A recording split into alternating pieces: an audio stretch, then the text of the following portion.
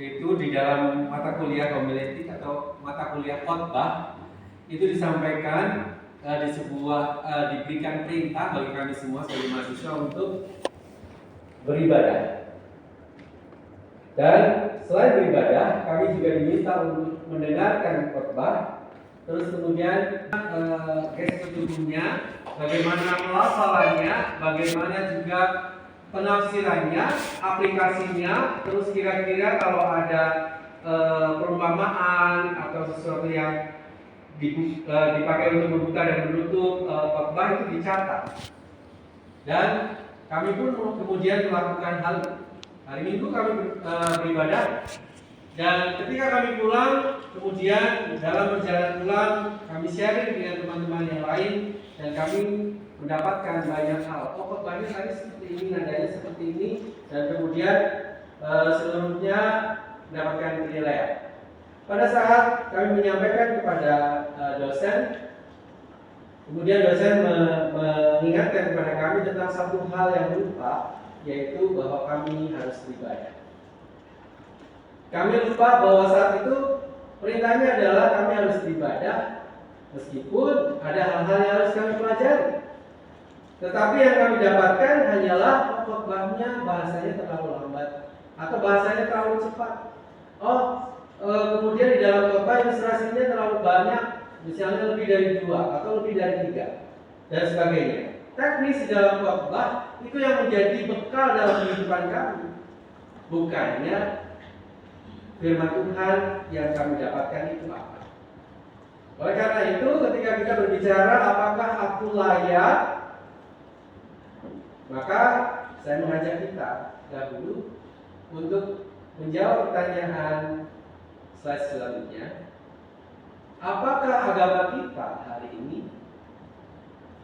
Karena kelayakan itu menjadi layak atau tidak tergantung kepada siapa kita beribadah. Kira-kira agama kita hari ini apa, Bapak Ibu? Teman-teman. Protes mulu ya, Pak. Apa? Jawaban agama kita hari ini? Kristen. Apa jawabannya?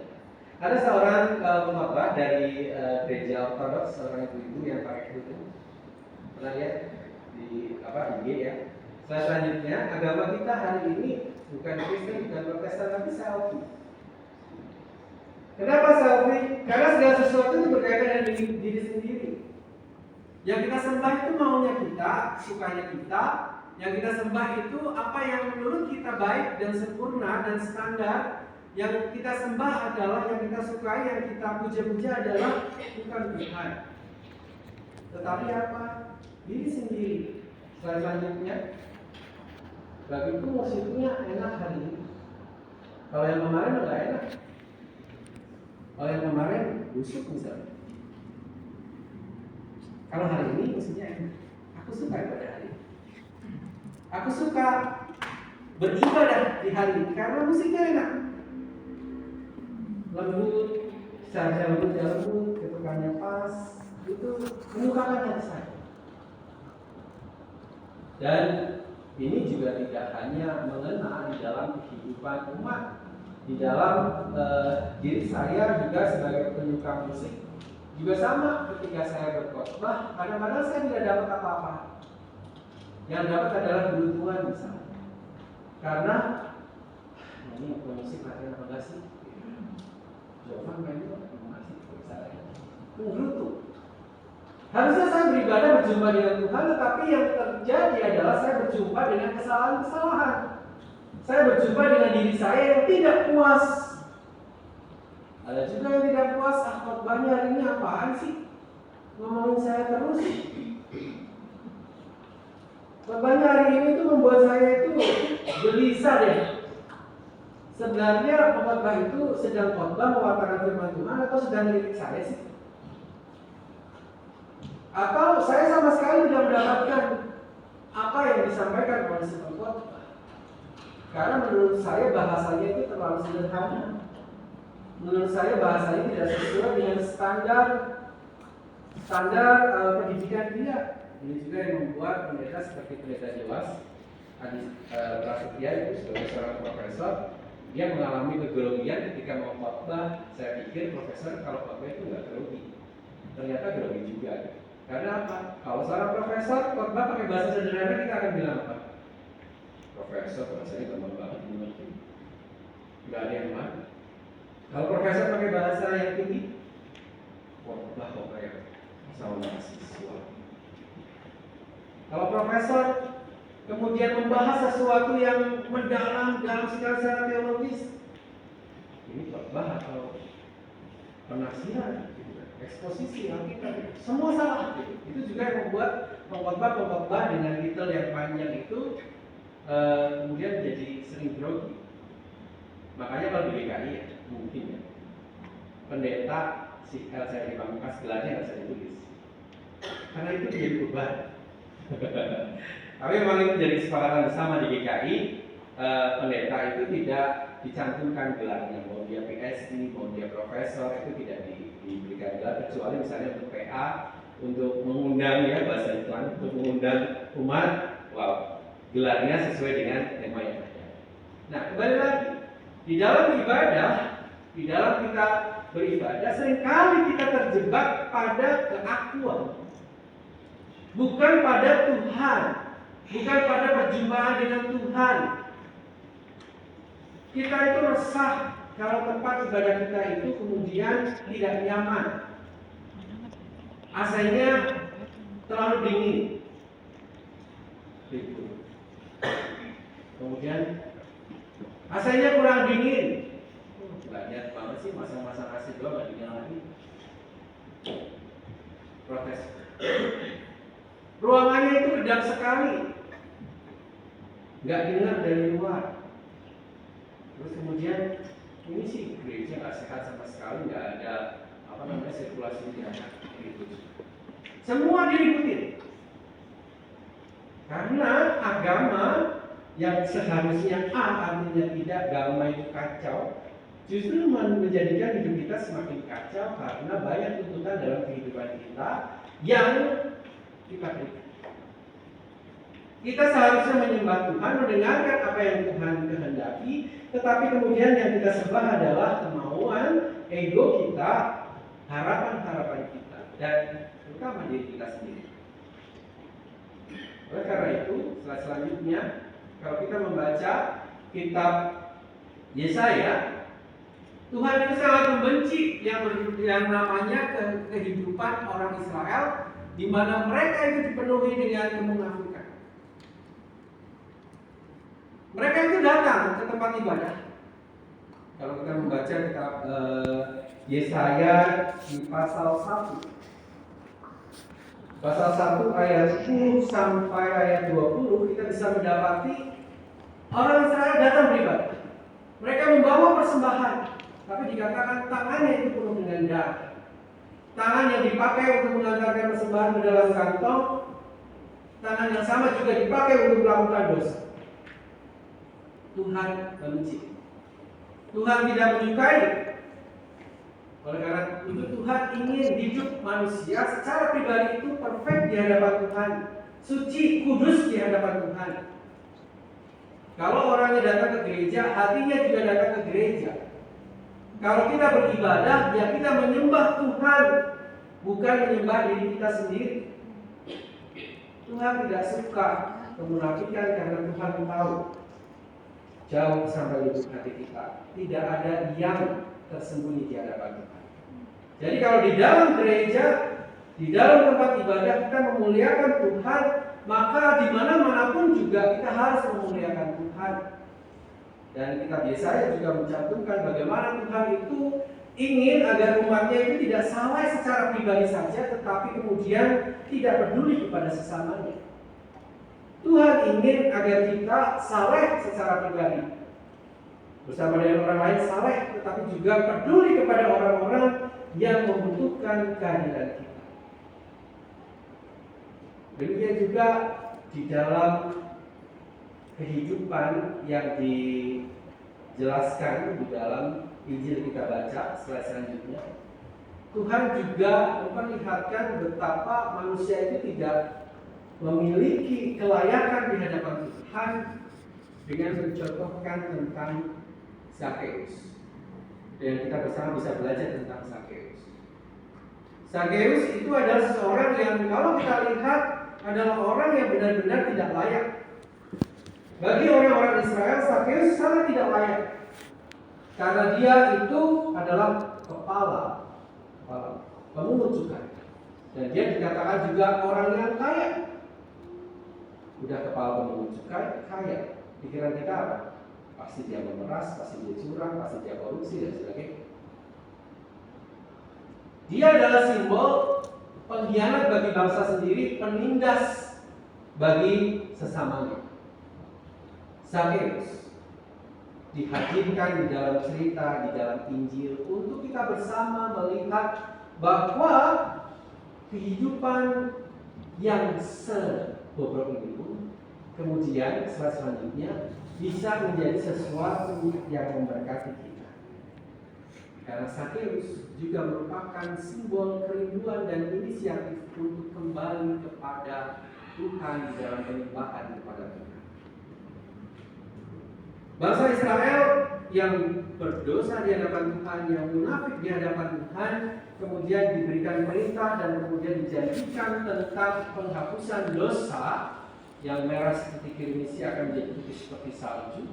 Dan Zakheus, seorang pendosa di antara bangsanya sendiri, juga kemudian menjadi simbol tentang adanya kerinduan, inisiatif atau kesungguhan dalam diri seorang manusia yang tidak layak untuk kembali menyembah. Kita bayangkan seorang Zakheus sebagai orang yang pendek. Orang yang pendek berarti tubuhnya di bawah rata-rata ketinggian tubuhnya. Zakheus kemudian dilihat oleh Tuhan Yesus. Tuhan Yesus berkata kepada Zakheus, "Zakheus, turunlah. Hari ini aku harus datang ke rumah." Dan ketika Zakheus turun, kemudian kita bisa melihat Tuhan datang ke rumahnya dan Zakheus mendapatkan pembaharuan di dalam itu. Setengah dari yang aku punya aku berikan kepada Tuhan, kepada orang-orang yang membutuhkan. Kemudian kalau aku meminjam sesuatu aku akan kembalikan 4 atau 3 kali lipat. Jadi Zakheus seorang yang tadinya tidak layak, simbol bagaimana seseorang itu dikuasai oleh sistem dan dia tidak bisa berbuat apa-apa. Kemudian sekarang dia mampu melompati sistem itu, dia mampu melompati pagar itu, dan kemudian dia berjumpa dengan Yesus. Dan karena perjumpaannya dengan Yesus itu, kemudian dia menjadi berkat bagi orang-orang banyak. Belum tentu Zakheus memang korupsi dan sebagainya sehingga dia menjadi kaya, belum tentu. Bisa jadi dia memang sangat pintar menjaga dan mengelola keuangannya sehingga dia menjadi kaya. Sehingga ketika dia memberikan itu memang dia ingin memberikan dengan sukacita karena bersyukur Yesus itu datang ke rumahnya. Dan sekarang kita bisa belajar lagi dari Zakheus. Kita belajar bahwa perjumpaan dengan Yesus seharusnya menjadi perjumpaan yang memulihkan dan membawa berkat kepada sesama. Memulihkan diri sendiri dan memberkati sesama. Secara moral dia berubah dan diubah, dan kemudian secara sosial dia berubah dan diubah. Yang tadinya dia menjaga jarak dengan orang-orang, sekarang dia memberikan apa yang dipunya kepada orang-orang. Dan bagaimana dengan hidup kita? Dalam perjumpaan dengan Tuhan yang sudah kita jalani selama hidup ini, apakah orang-orang di sekitar kita juga menjumpai kebaikan Tuhan? Apakah orang-orang di sekitar kita juga merasakan berkat Tuhan? Semua orang, tidak pandang bulu siapapun itu, apakah mereka juga berjumpa dengan Tuhan dengan hadirnya? Karena kalau mereka berjumpa dengan Tuhan, berarti kita sudah cukup layak di hadapan Tuhan atau dipandang layak oleh Tuhan. Jadi kalau belum, selanjutnya ketika kita bertanya, apakah saya sudah layak di hadapan Tuhan? Maka jawabannya belum atau tidak. Banyak hal yang membuat kita tidak layak di hadapan Tuhan. Karena mungkin tubuh kita datang ke tempat ibadah, mulut kita mungkin melantunkan puji-pujian, membaca Alkitab, tetapi hidup kita belum menjadi berkat. Mungkin selama ini kita sudah menjadi orang Kristen, tetapi selama ini kita masih tidak peduli kepada sesama. Itu juga menghambat kita untuk semakin layak di hadapan Tuhan. Mungkin selama ini kita tidak berbuat jahat, tetapi kalau kita tidak melakukan yang baik di hadapan Tuhan yang sudah Tuhan perintahkan menjadi berkat bagi sesama, maka kita pun belum layak di hadapan Tuhan. Beberapa hari yang lalu saya memimpin katekisasi di Semak Menabur. Salah satu materinya adalah bahwa spiritualitas itu tidak bisa diukur, spiritualitas Kristen itu tidak bisa diukur dengan perbuatan baik. Seorang yang berbuat baik saja belum tentu dia itu memiliki spiritualitas Kristen yang baik. Perbuatan baik itu tidak menggambarkan spiritualitas. Bisa jadi memang itu buah dari bahwa kita itu memahami dalam diri kita ada Kristus dan kita mau melakukan itu. Tetapi tidak semua perbuatan baik itu berdasarkan spiritualitas, berdasarkan spirit roh yang ada di dalam diri. Bisa jadi perbuatan baik itu adalah upaya untuk kita dipandang atau mendapatkan nilai lagi dari orang-orang sekitar. Maka kita bisa melihat betapa sulitnya atau betapa tidak mampunya atau betapa mustahilnya kita itu layak di hadapan Tuhan. Bahkan kalau kita mau melihat salah satu bagian Alkitab lagi di Timotius, kita bisa melihat bagaimana jemaat di sana itu sudah memberikan yang terbaik di saat mereka itu sedang dalam kondisi penderitaan, pun Paulus tidak berani berkata bahwa kamu layak di hadapan Tuhan. Tetapi Paulus berkata, aku berdoa untukmu supaya apa yang kamu kerjakan itu dipandang layak oleh Tuhan. Jadi kebaikan-kebaikan kita, segala yang sudah kita lakukan, perbuatan-perbuatan dan pekerjaan-pekerjaan yang sudah kita kerjakan itu belum tentu layak di hadapan Tuhan. Tetapi kita terus mau mengerjakan itu supaya Tuhan yang menerima dan melayakkan, seperti yang diterima oleh Zakheus. Hari ini telah terjadi keselamatan pada rumah ini karena orang ini pun anak Abraham. Sebab anak manusia datang untuk mencari dan menyelamatkan yang hilang. Semoga perkataan dari Tuhan Yesus itu juga ada dan bersama dengan kita. Tuhan melihat bahwa hari ini terjadi keselamatan juga di dalam diri kita. Tuhan melihat apa yang kita kerjakan adalah hal yang berkenan di hadapan Tuhan. Slide selanjutnya. Seperti apa yang Tuhan berkenan? Layak atau tidak? Hidup kita tidak ditentukan pada ritual keagamaan atau perbuatan baik yang dangkal, tetapi pertobatan sejati yang mengubah moral dan sosial. Kita menjadi layak kalau moral kita itu berubah dan relasi sosial kita juga berubah. Kalau tadinya kita tidak takut kepada Tuhan dan berani menyembunyikan dosa di hadapan Tuhan, sekarang kita terbuka kepada Tuhan. Kalau tadinya kita itu tidak peduli terhadap sesama, sekarang kita menjadi peduli kepada orang lain. Melakukan yang baik di hadapan Tuhan untuk orang lain. Yang kedua, bahwasanya tidak ada orang satupun yang layak, tetapi semuanya yang tidak layak itu yang dicari. Jadi kita tidak boleh menjadi hakim atas sesama kita. Kamu itu berdosa, kamu itu berdosa, dan kamu tidak layak di hadapan Tuhan. Karena semua orang tidak layak di hadapan Tuhan, tetapi yang tidak layak itulah yang dicari oleh Tuhan. Jadi kalau ada seseorang yang kita pandang tidak layak di hadapan Tuhan, tapi kemudian dia mau bertobat, kemudian dia melakukan yang baik, barangkali dia sedang berproses bersama dengan Tuhan untuk semakin dilayakkan. Dan yang ketiga, kelayakanku adalah pekerjaan Allah. Dia yang menyelamatkan bagiku. Tuhanlah yang menyelamatkan aku. Tuhanlah yang membuat aku layak.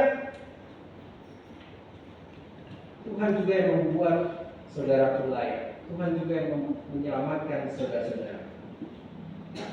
Tidak ada kelayakan berdasarkan kebaikan.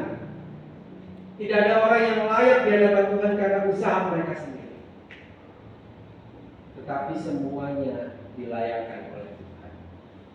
Dan karena kita sudah dilayakkan, karena kita sudah diampuni, karena kita sudah menerima pertobatan, karena kita sudah hidup bersama dengan Tuhan, maka kita akan menjadi pribadi yang layak. Dan pribadi yang layak itu akan terus sembahyang. Slide selanjutnya. Sembahyang berasal dari kata sembah dan hyang. Sembah itu menyembah, hyang itu yang maha segala-galanya. Kalau dalam bahasa Jawa itu ada hyang widi, Tuhan yang maha pengasih. Dan aku yang layak ini aku akan sembahyang. Dalam ibadah di Jawa juga dikatakan sembahyang. Saya mau sembahyang dulu, atau sembahyang kemudian hanya ibadah. Sembahyang berbakti, bahasa Inggrisnya worship. Kalau kita berbakti, kalau kita beribadah, berarti kita sedang berelasi dengan yang maha segala. Kita sedang berelasi dengan yang maha kuasa. Dan ketika kita sedang berelasi dengan yang maha segala-galanya itu, maka kita tidak akan lagi terganggu dengan situasi-situasi di luar atau di sekitar kita.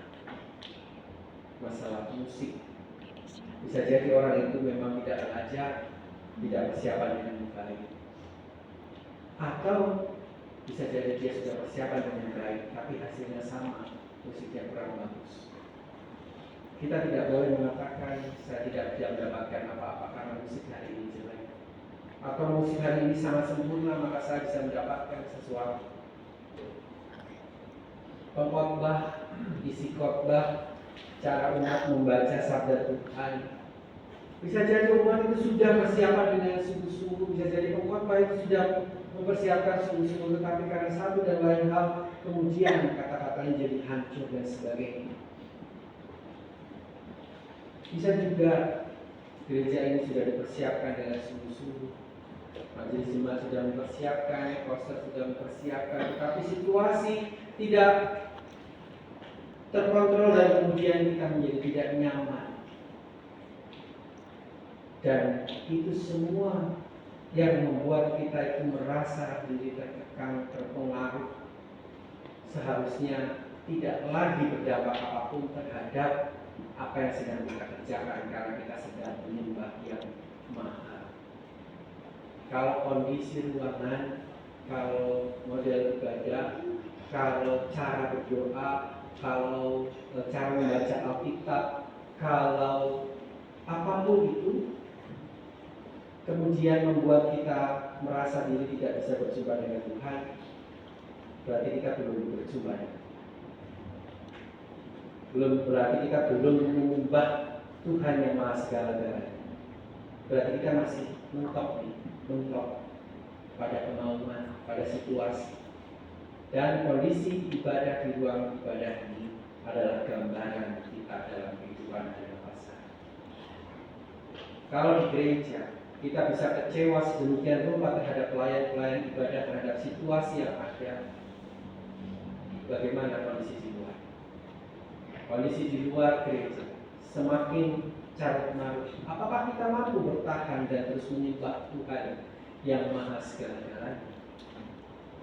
Maka sembahyang itu ketika kita 1 sampai 1,5 jam di dalam gereja, mampu fokus kepada Tuhan, mampu terus menyembah Tuhan yang maha segala-galanya itu dengan baik, maka kita sedang melatih diri kita untuk bisa terus menjadi penyembah-penyembah Tuhan dalam segala kondisi hidup kita yang tidak baik di luar sana. Semoga pekerjaan sekolah, kuliah, kondisi keluarga, relasi di dalam keluarga, dan apapun yang ada, kesakitan maupun duka, tidak membuat kita lupa untuk bersembah. Selamat dilayakan oleh Tuhan dan selamat sembah. Tuhan Yesus memberkati.